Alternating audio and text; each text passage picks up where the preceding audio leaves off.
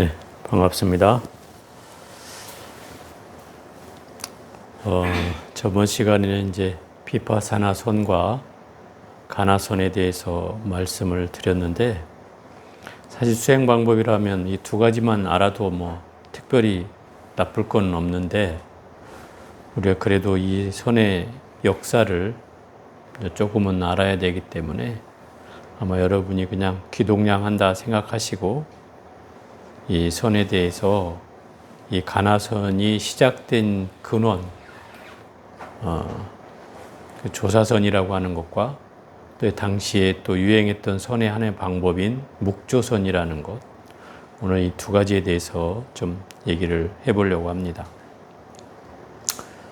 이 가나선은 지금까지 수행 방법으로 내려오는 이 북방불교, 우리나라를 포함한 이런 나라의 한국, 일본 등에서 유행하는 수행 방법이었고, 지금도 현재 우리나라에서 조계종에서 대표적인 수행 방법으로 삼고 있는 수행 방법이었습니다.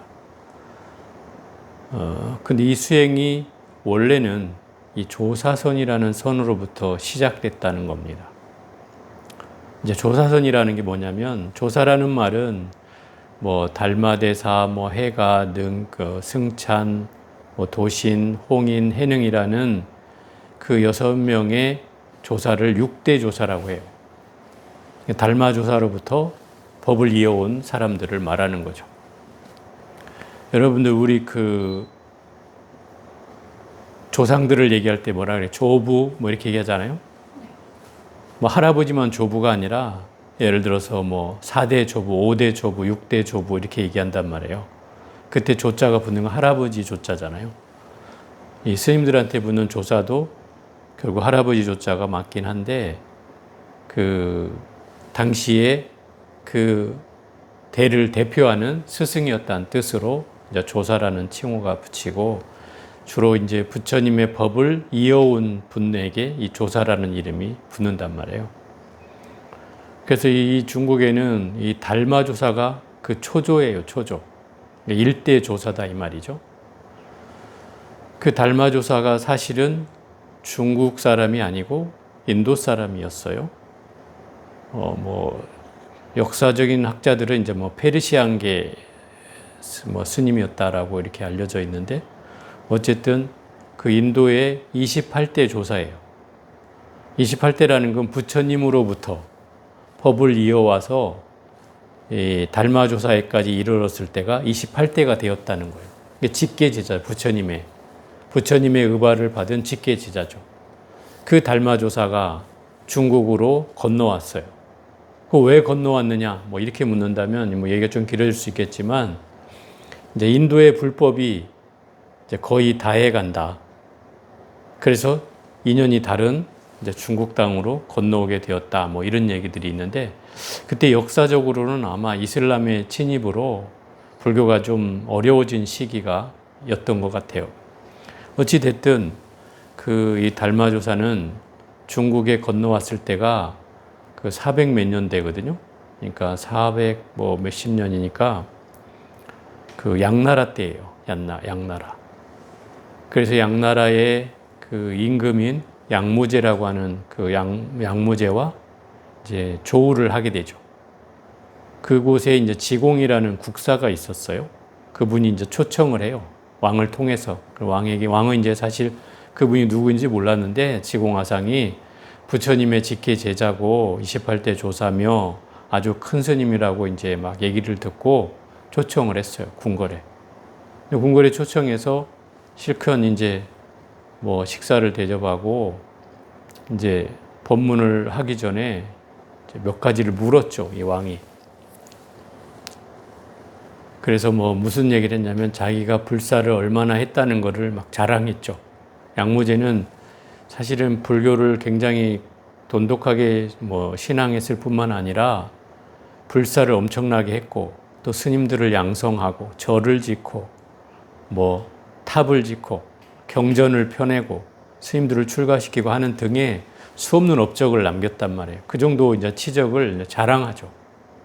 그리고 나서 이제 달마대사에게 묻기를 내 공덕이 얼마나 되느냐라고 물어요. 그리고 황제가 대답을 요구하니까 뭐 일반 사람이라면 훌륭하다고 해야 되는데 이 달마대사가 한 칼에 한 푼어치의 공덕도 없다 그래. 그 말에 이 황제는 살짝 이제 불타오가 났죠. 그래서 당신이 말하는 제1의 진리는 뭐냐? 라고 물었어요. 또 두 번째. 그런데 확연무성이라 그래요. 확연코 성스러울 것도 없다. 완전 대답을 물어볼 가치도 없다는 식으로 얘기를 해버린단 말이죠. 더 불타오가 났어요. 그래서 세 번째 질문이 뭐였냐면 내 앞에 있는 자는 누구냐? 이렇게 물은 거예요. 너는 누구냐? 이렇게 물었죠. 그때 이분이 이렇게 얘기해요. 불식 이렇게 얘기하죠. 알지 못한다. 모른다. 네가 누구냐? 이렇게 모른다. 그런 거죠. 그러니까 여기서 이제 더 화가 난 이 황제가 이 달마대사를 쫓아내버려요. 쫓아내. 그래서 결국 이제 소림굴로 돌아오게 되죠. 그 달마대사가 이제 처음에 소림굴에서 머무르면서 정진을 했기 때문에 지금 중국의 소림사의 전신이 되었던 거예요. 어찌됐든 그 인연으로 이 양무제는 뭐 제대로 된 스승을 못 만난 거죠. 그리고 나서 이제 지공화상이, 지공국사가 옆에 있다가 그 얘기를 듣고 그 낙처를 이제 설명해 주는 거죠. 왜 저 분이 저렇게 대답을 하는지를 설명을 듣고 나서야 이 황제가 무릎을 친단 말이에요. 아, 내가 어리석었구나. 다시 초청을 하려니 너무 자존심은 상하고. 그 이후에도 한 3번이나 청했지만 이 달마대사가 응하지 않아요. 그리고 그 소림굴에서 9년 동안 면벽을 한단 말이죠. 9년 면벽이라고 하는 건 그냥 9년 동안 벽만 바라보고 앉아서 정진을 했다는 뜻이에요. 그래서 몇 년을 흘렀을 무렵에 그 해가라는 이제 제자가 찾아와요. 그 스님 십수년을 수행을 하면서 여러 스승들을 만나봤지만 크게 도통하지를 못했고, 그러다 이제 인도에서 건너온 스님이 이 소림굴에 머물렀다는 소문을 듣고 그 스님을 찾아왔죠. 아주 그 눈이 내리는 겨울이었어요. 눈이 막 가슴팍까지 차 있는 그런 상태에서 밖에서 무릎을 꿇고 앉아가지고 그 스승을 기다려요. 정진하고 있으니까 가서 소리 지를 수는 없고 기다려요. 하염없이 기다리죠. 다음날 아침에 달마대사가 이제 기지개를 켜며 몸을 풀러 밖을 나온 사이에 보니 눈은 수북히 쌓여 있는데 이 사람이 앉아 있는 곳에는 눈이 녹아서 가슴팍까지 눈이 있었지만 주변은 눈이 녹아 있는 상태였지. 얼만큼 오래 있었다는 걸 알 수 있었잖아요. 그래서 그 사람에게 그렇게 묻죠. 그럼에도 불구하고 또 시험을 해요. 뭐 때문에 왔느냐? 그러니까 내가 지금 괴로워서 견딜 수가 없다. 나의 괴로움을 해결해 달라 그런 거예요. 네가 나한테 뭘 보여줄 수 있느냐? 이렇게 물었어요. 그러자 그 자리에서 차고 있던 단도를 꺼내가지고 자기 팔을 베버려요. 이게 연비의 시작이었다는 얘기도 있는데 어쨌든 팔을 베버리는 거죠. 그만큼 간절했다는 뜻이었겠죠. 그러자 너 질문을 다시 해봐라 이런 거죠. 제가 지금 괴로워서 견딜 수가 없습니다. 뭐 때문에 괴롭냐? 내가 지금까지 십수년을 공부해 왔지만 이 도체 이 괴로움을 벗어날 수가 없습니다. 저의 괴로움을 해결해 주십시오 이런 거죠. 그때 이 달마대사가 바로 그러는 거예요. 네 괴로움이 있다면 나한테 꺼내놓아라 그런 거죠. 여러분은 괴로움을 저한테 꺼내놓을 수 있을까요? 꺼내놓을 수 있어요? 말을 하면 꺼내놔질까요? 근데 이 스님은 그 말에 순수하게도 자기 괴로움을 찾아. 내 괴로움이 어디 있지? 이렇게. 그리고 아무것도 찾지 못한다고 얘기를 하자 달마대사의 대답이 걸작이죠. 내 이미 너의 괴로움을 해결했느니라. 이 말이 떨어지기가 무섭게 이 해가라는 스님은 그 자리에서 대오각성을 깨달음을 얻죠. 그 말에. 이렇게 해서 이 선문답을 통해서 깨달음을 주고받는 이 수행 방법이 조사선이에요. 서로 주고받으면서. 그래서 이 해가라는 스님은 그래서 2대 조사가 돼요. 그리고 3조 승찬이라는 스님을 만나게 되는데 이 3조 승찬 스님은 문둥병이 있었어요. 문둥병이라고 하는 건 막 살이 짓무르고 막 코가 없어지고 막 이러는 병인데 당신이 그것이 살생의 업이라고 이제 이 스님은 알고 있어요. 그래서 늘 참회하는 마음이 있었던 거예요. 그래갖고 이 해가 스님을 찾아와서 이렇게 얘기를 해요. 전 살생의 업이 많은 죄로 이 문둥의 업을 타고난 것 같습니다. 제 죄업을 참회합니다. 그 살생의 죄업을 참회합니다. 이러는 거예요. 너가 살생을 한 것이 죄라면 나한테 그 살생의 죄를 내놓거라. 그러는 거예요. 살생의 죄를 지은 것도 내놓을 수가 있어요? 그 말 아래 이 스님이 그러죠. 제가 꺼내놓을 수 있는 게 없습니다. 이렇게 얘기하죠. 그 말이 떨어지기가 무섭게 이 해가 스님도 달마대사가 했던 것처럼 똑같이 얘기를 해요. 이미 너의 살생의 업을 해결했느니라. 이 말 아래 이 승찬 스님도 깨달음을 얻는 거죠. 그래서 3대 조사가 돼요. 그리고 실제로 이 문둥병이 깨달음을 얻고 난 뒤에 사라졌다고 그래요. 그리고 네 번째는 도신 스님이라는 스님이 있는데 그 도신 스님은 그러죠.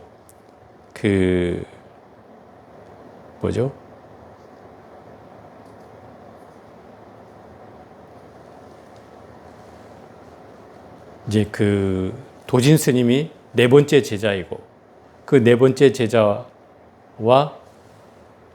다섯 번째 제자가 홍인 스님이고 홍인 스님 다음이 이제 해능 스님이에요.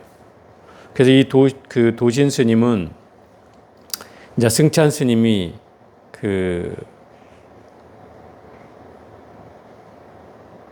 도신 스님 맞나? 지금 내가 자꾸 헷갈리네. 그 도신 스님도 이제 14살 때 아주 어린 나이에 이제 찾아왔어요. 그 승찬 스님을. 그래서 그 어린 나이에 찾아와서 묻는 거죠. 자기한테 이제 좀 유식한 이 상태였던 것 같아요. 불교에 대한 지식이 이제 충분히 있었어요. 14살인데도 불구하고. 그래서 이 승찬 대사에게 뭐라고 질문하냐면 자비를 베푸셔서 저에게 해탈 법문을 해주시기 바랍니다. 이렇게 이제 부탁을 한단 말이죠. 그 말이 떨어지자고 무섭게 해탈이라는 것은 이제 풀 해자에다 벗어날 탈자란 말이에요. 벗어난다는 뜻이에요. 그러니까 벗어나는 법문을 해달라. 벗어난다는 게 뭐예요? 중생의 세계에서 부처의 세계로 나를 벗어나게 해달라는 말이겠죠. 그 뜻은. 그 말에 이 스님이 대뜸 하는 말이 누가 너를 속박하였더냐 이렇게 해요. 누가 너를 묶었더냐 이렇게 묻는 거죠. 해탈이라고 하는 말을 이제 빗대서 하는 말이었어요. 그러자 아무것도 저를 묶은 사람은 없습니다. 이렇게 대답을 했겠죠. 그러니까 이 스님이 그 대답을 듣자마자 그렇다면 무엇을 벗어난단 말이냐. 이미 벗어날 게 없다는 것을 단순하게 그 말로서 깨달음을 얻게 해주죠. 그게 이제 도신 스님이었고 이 도신 스님은 14살 때 이미 인가를 받았으니까 아주 오랜 시간을 이제 제자를 기다렸단 말이에요. 근데 나이가 이제 연로해졌는데 그런데도 제자가 찾아오질 않아요. 기원을 못 만났어요. 그래서 이제 돌아가시기 얼마 앞두고 나서 한 노인이 찾아와요. 일명 재송노인이라는 노인이 찾아오는데 이분이 와서 이제 법거량을 하고 인가를 이제 받으려고 했단 말이에요. 그런데 이 노인이어서 이분이 자기보다 먼저 돌아가시게 생겼어요. 이 도신 스님이. 그 법을 이어줄 수가 없잖아요. 그 이분이 뭐라고 하냐면 너 몸 바꿔서 다시 와라 그러는 거예요. 그래서 이 노인이 가면서 그래. 제가 소나무를 한 그루를 심어 놓고 가면서 내가 다시 와서 저 소나무를 가리키는 자가 있거든. 그게 나인지 알아라. 이러고 가는 거예요. 그리고 들어가서 저 마실을 지나다가 우물가에서 물 길어 오는 그 처녀의 몸으로 들어가 버리는 거예요. 그래서 갑자기 처녀가 몸이 이제 불러오기 시작한 거예요. 근데 그 마을에는 예를 들어 처녀가 임신을 하면 쫓겨나는 거죠. 아무래도 뭐 소문이 흉흉해질 거 아니에요. 그러면 이제 살 수가 없어지는 거예요. 그래서 아버지가 그래요. 너는 지금 절대로 여기서 살 수가 없으니 거기 마을을 떠나서 애를 낳고 애가 크거든 오너라 이러는 거예요. 졸지에 애를 안고 임신을 한 상태로 이제 마을을 떠나는 거죠. 근데 어쨌든 이 아이를 임신한 뒤로부터 이 사람이 받았던 그 업식들이 그 전에는 전혀 그런 대접을 못 받았는데 이 아이를 뵌 뒤로부터는 어디를 가도 환대를 받는 거예요. 음식도 후한 대접을 받고 심지어 애가 낳았을 때는 뭐 젖도 동량해주고 아주 진짜 후한 대접을 받죠. 그때 5살인지 하여튼 7살인지 되었을 때 이 아이가 대뜸 그러는 거예요, 엄마한테. 어머니, 저는 갈 곳이 있습니다. 제가 갈 곳이 있으니 어머니는 어머니 고향으로 돌아가시고 저는 저의 갈 길을 가겠습니다. 거기서 어린 나이 하직 인사를 하고 그 절을 찾아가는 거예요. 그 꼬맹이가 와서 저 소나무를 심은 사람이 나다고 얘기를 하는 거죠. 그래서 그 스님이 바로 홍인대사가 된 거예요. 오조 홍인대사. 그 해능 스님의 스승이었던 오조 홍인대사가 되는 거죠. 그래서 어쨌든 이런 일화로 이 서로 스승과 제자 사이에 선문답을 통해서 그 제자를 깨우쳐 가지고 깨달음을 얻게 하는 이 방식이 바로 조사선이라고 하는 거예요. 마지막으로 이 홍인대사는 이미 홍인대사 문화에 1000명이라는 제자가 생겼어요. 엄청 많았죠. 그때로부터 이제 사람이 많아지기 시작했어요. 그 전까지는 거의 한 사람씩 전승해 오다가 이 홍인대사 때부터 이제 제자들이 많아지는데 한 1000명이 모여서 이미 그 슬하에서 정진을 하고 있었고 거기에 이제 신수라는 그 맞상자, 제일 위의 상자가 교수사가 돼서 그 1000명의 대중을 스승이 다 저기 할 수는 없으니 그 교수사가 돼서 다른 사람을 가르치고 있었단 말이죠. 이때 저 북쪽에 사는 해능이라는 스님이 20살 되었을 때 나무꾼으로 어머니를 모시면서 살았단 말이에요. 나무를 해다가 그걸로써 식량을 해서 어머니를 이제 봉양하면서 살았는데 어느 날 나무를 해가지고 시장에서 돌아오는 길에 한 여관을 지나게 되었는데 그곳에서 한 나그네가 금강경 읽는 소리를 듣고 그 가운데 제 식품에 나오는 응무소주 이생기시 마라 이 말을 듣고 이 해능 스님이 마음의 견처가 열렸다. 그래서 그 나그네한테 찾아가서 문을 두드리고 혹시 당신이 읽고 있는 책이 뭐냐? 이건 금강경이라는 책이다. 그 책은 어디서 얻었느냐? 저 남쪽에서 홍인대사라는 스님한테 얻었다. 그러면 어떻게 해야 그 경을 배울 수 있느냐? 그곳을 찾아가라 하면서 알려주는 거죠. 그래서 집에 돌아와서 사실은 해능 스님이 일자 무식이에요. 글자를 읽을 수가 없었어요. 근데 들을 수는 있잖아요. 그 사람 말을 듣고 깨침을 얻은 거예요. 그래서 어머니한테 이 얘기를 하고 어머니한테 식량을 3년이라는 시간을 준비해가지고 해두고 떠나는 거죠. 그래서 남쪽으로 내려가서 그 홍인대사가 계시는 그곳에 찾아갔어요. 그래서 딱 들어가서 인사를 하려고 보니까 홍인대사가 팔을 개고 옆으로 누워 계셔요. 너는 어디서 왔는고? 그러니까 저는 영남에 어디에서 왔습니다. 이렇게 얘기를 하니까 아니 오랑캐가 뭐하러 왔는고 이러는 거죠. 그 말로서 실험을 하는 거예요. 그때 당시에 영남 사람은 이제 그 오랑캐라고 불렸다 이 말이에요.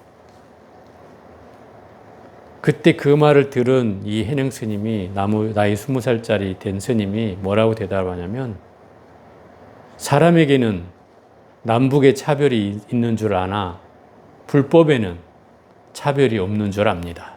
이렇게 대답을 한 거죠. 그러자 누워서 듣고 있던 스님 벌떡 일어나서 앉는 거예요. 그러더니 너는 주인이 있는 삶이냐 주인이 없는 삶이냐 이렇게 묻는 거죠. 그 말을 듣는 순간 이 해능 스님이 뭐라고 하냐면 저는 주인이 있는 삶입니다 하면서 저를 탁 올린단 말이에요. 그럼 당신이 나의 주인이다 이런 뜻인 거죠. 그 말을 듣는 순간 이놈이 벌써 법기가 있는 놈이 온 거죠. 이제.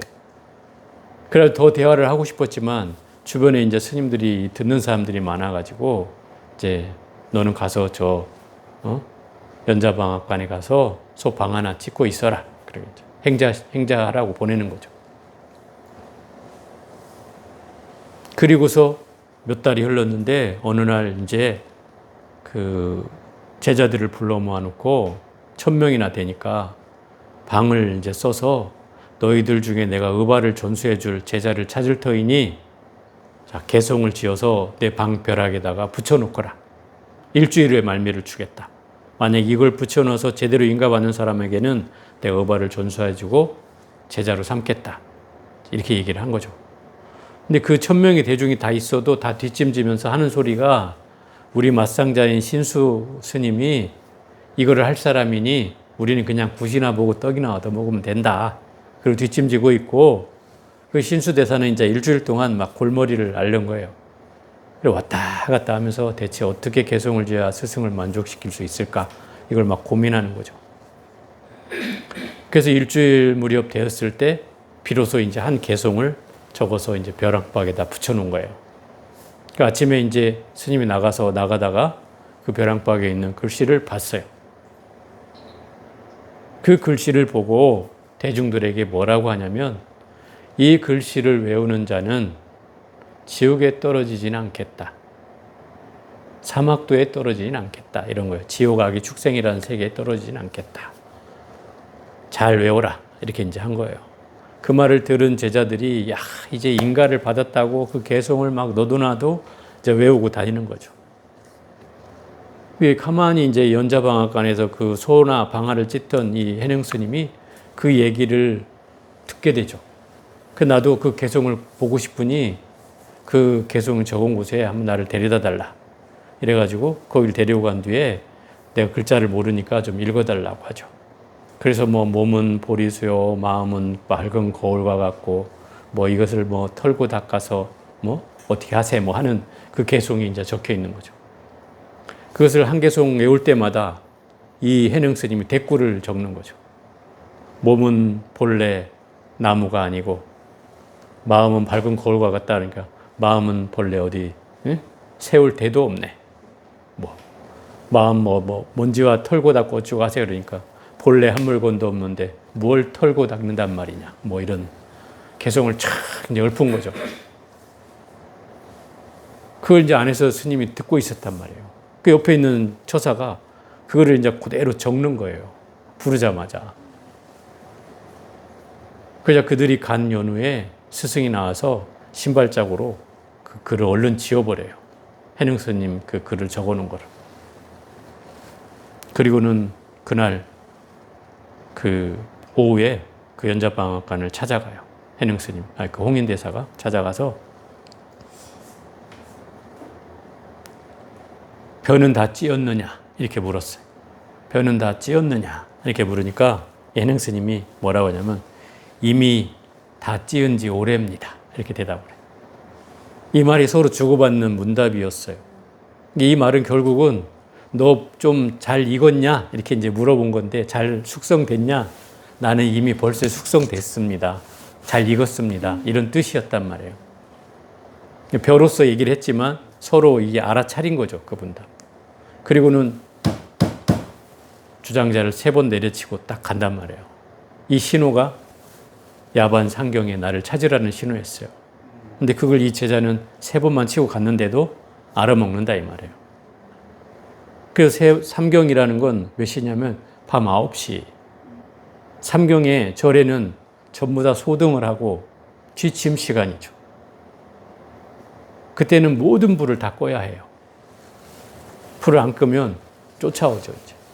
그 술래를, 이렇게 도는 분들이 있어가지고, 그걸 이제 쫓아오게 되는데, 이 스승이 그 밖에다가 가사를 펴가지고 창문을 가려서 불이 비치지 않게 호롱불을 켜놓고, 그리고 나서 그 제자하고 둘이 앉아서 밤새 본인이 얻었던 그 밀전, 스승으로부터 받았던 밀전을 전해주고, 그리고 그 새벽녘이 되어서야 그 가르침을 다 들은 이 해능 스님을 저 멀리 남쪽으로 내려가서 살라한다. 보내는 거죠. 그 의발을 주고, 의발이란 가사와 바루를 말하는 거예요. 그 상징하는 것을 이제 이 해능 스님, 행자인 신분인 이 스님한테 주는 거예요. 그걸 들고서 남쪽으로 내려가는 거죠. 그 20살 때였으니까 이미 내려가서 바로 법을 펴지 말고 때를 기다려라 이렇게 얘기를 해요. 그래서 그 나이에 15년 동안이나 사냥꾼 행세를 하면서 숨어서 지냈어요. 왜냐하면 여기에 1000명의 대중들이 이 스님을 쫓아왔어요. 왜? 신수한테 법이 넘어가야 될 게 이 해능 스님한테 넘어갔다고, 해능 스님의 의발을 뺏어와야 된다고 몇 명을 보냈다는 거죠. 그리고 그 이후에도 해능 스님을 어떻게든 막 죽이려고도 했고, 그 육조단계에 보면 그런 내용이 나오죠. 자객을 보내기도 했고, 또 법문을 훔치려고도 했고, 하여튼 여러 가지 그 경우들이 있어요. 어쨌든 그런 고비를 다 넘기고 30대 중반이 되어서 남쪽에 이제 남아선사라는 절에서부터 법을 펴기 시작해서 육조로부터 이제 엄청난 스님들이 만들어지게 되는 거죠. 그래서 그때 이제 그 수많은 종파가 생겨나게 돼요. 5가 7종 뭐 이렇게 얘기도 하기는 하는데, 뭐 임재종, 조계종, 무슨 종, 이렇게 수많은 종파들이 이제 생겨나게 돼요. 이게 수많은 제자들이 만들어진다는 뜻이죠. 그 제자들의 가풍에 따라서 이 종파가 하나씩 이제 만들어지는 거예요. 좀 발전하는 시기라고 할 수 있죠. 그래서 이렇게 스승과 제자 사이의 선문답을 통해서 주고받는 대화로 그 제자를 깨우치는 방식을 이제 조사선이라고 했는데, 이 조사선이 몇백 년 동안 유지되다가 이제 송대에 와서, 송나라 때에 와서 이제 이게 결국 언어적인 노름으로 이제 발전하게 되긴 했지만, 사람들이 이제 그 대답을 알고 있잖아요. 그렇지, 너 번뇌를 꺼내놔라. 그러니까 꺼내놓을 게 없습니다. 이렇게 이미 내가 너 번뇌를 없앴다. 이런 말처럼, 이런 걸 이제 다 알게 되잖아요. 그러니까 이런 게 이제 마치 어떤 사전처럼 대답이 이제 정해져 있게 되는 거죠. 그러니까 그거를 깨닫지 않은 사람이 이런 식으로 대답해가지고 마치 자기가 깨달음 얻은 것처럼 하는 행세들이 이제 생겨나기 시작하는 거예요. 그래서 결국 이 조사선의 한계가 이제 드러나게 되고, 그래서 이 조사선이 이제 위기에 처하게 되자 이때 만들어지는 게 이제 가나선이라는 게 만들어지는 거예요. 그 가나선은 결국 이 선사들의 문답을 통해서 얻어진 그 문제를 가지고 궁구를 해서 어떤 그걸 깨쳐가는 수행 형태로 바뀌게 되는 거죠. 그게 이제 화두를 중심으로 한 가나선이 생겨난 배경이에요. 조사선에서 왔지만 그 조사선의 공안, 조사선의 예를 들어서 뭐 불법이 무엇입니까? 라고 물으니까 어떤 스님이 적심시불이라, 마음이 곧 부처니라, 이렇게 대답을 했다. 그러면 왜 저 스님 마음이 부처라고 얘기했지? 하는 그 적심시불을 가지고 화두를 삼아서 왜 그랬을까? 하는 마음으로 그걸 궁구해 가면서 다른 생각을 여의게 하는 그런 경계로 나아가는 수행 방법으로 이제 전환되기 시작하는 거죠. 왜냐하면 이게 언어적으로 아까 말했듯이 그런 한계들이 있었기 때문에 그런 경계를 뛰어나서 이제 이런 게 일어나게 되는 거죠. 마찬가지로 또 이 언어적인 문제 때문에 또 하나의 수행 방법이 생겨나게 되는 게 바로 묵조선이라는 거예요. 이 묵조선이라는 건 무견관조라고 해서 묵은 침묵 묵자고 조는 빛을 쫓아요. 여기에는 화두도 필요 없고 또 선사의 문담도 필요 없이 이미 나는 부처이므로 그 부처라고 하는 사실을 비추어서 나를 확인하는 것이 이 묵조선이었어요. 여기에는 따로 무슨 화두를 들 것도 없고 수행을 할 것도 없고 오로지 그 수행은 부처를 확인하는 작업이라고 여겼어요. 그게 묵조선이었어요. 그냥 침묵하면서 내가 부처라고 하는 사실을 비추어서 내 자성을 그냥 묵묵히 지켜본다 이 말인 거죠. 그게 묵조선이었어요. 여기에는 화두도 없고 뭐 공안도 없고 말하는 선문답도 필요 없는 거였어요. 이 방식이 지금 중국에도 남아있지 않고 지금 일본에만 이 조동종이라고 하는 이제 계파가 만들어져 있어서 지금도 그 묵조선을 행하는 그런 수행 교파가 남아있어요. 우리나라에는 아예 없어졌어요. 어쨌든 이런 묵조선이라는 수행의 한 계파와 이 가나선이라고 하는 수행의 계파가 만들어진 가장 큰 이유가 바로 이 조사선에서 유래가 되었다는 뜻이죠. 물론 이런 수행 방법은 사실은 불교의 수행 방법은 이거 외에도 여러 가지가 있어요. 뭐 연불선도 있고, 연불선이라는 이제 연불을 하면서 수행을 하는 거죠. 근데 연불선도 사실은 우리가 석가모니불 이렇게 하거나 관세음보살을 부르거나 뭐 아미타불을 부르거나 그걸 하면서 근본 자리로 돌아가는 수행 방법이 연불선이에요. 근본 자리라는 건 뭐냐면 내가 연불하는 이놈이 누구인가? 이걸 이제 찾아 들어가는 게 이 연불선이에요. 그러니까 불교는 이렇게 수행 방법이 뭐 강경을 하든 사경을 하든 뭐 참선을 하든 또는 연불을 하든 어떤 경계로든지 이 수행 방법이 있어요. 그리고 그런 근간 하에서 불교 수행은 출발해 왔고 지금도 여러 가지 방식으로 전개되어 온 거죠.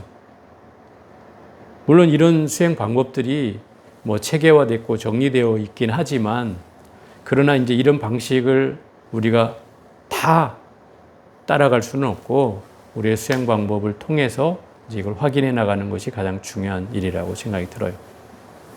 다음 시간에는 아마 이 기타 수행 방법에 대해서 아마 말씀을 드리게 될 것 같고 어쨌든 오늘은 이 조사선과 이 묵조선이라는 그런 수행 방법으로서 여러분에게 선의 그 원류에 대해서 말씀을 드렸습니다. 자, 오늘 여기까지 해보겠습니다.